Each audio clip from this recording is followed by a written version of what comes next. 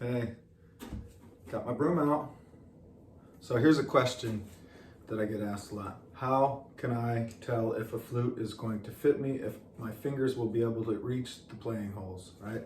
So on my website, singingtreeflutes.com, you can read the description of every flute basically that's on there.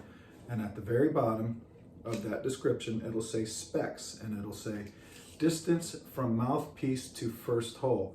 Let me explain something. First hole, what is first hole? If you think do, re, mi, fa, sol, right?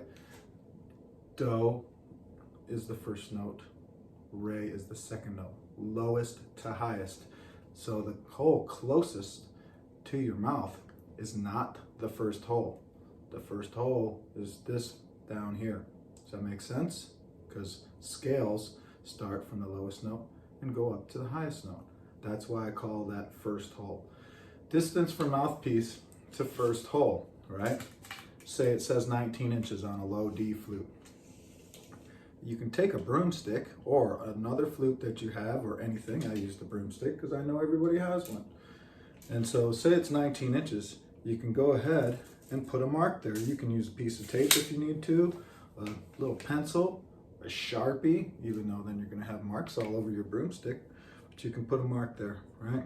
And then you can, it usually says after that, distance, maximum finger spacing, I think is the way I describe it, and say it's 1.5 inches.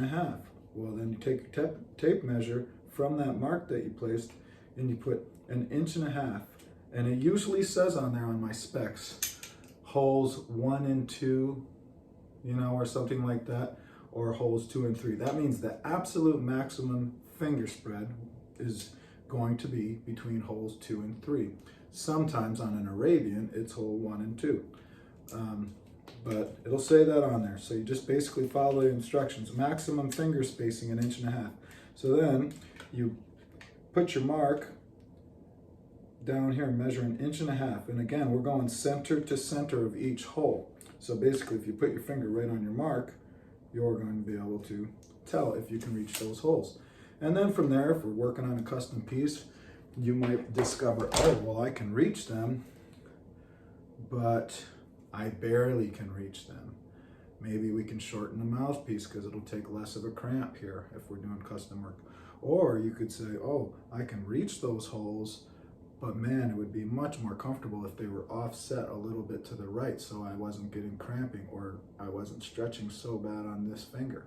So those are the options that we can do. But I wanted to show you that. That is the easiest way you can discover how a flute will fit your hands. Okay? Okay. Have a great day.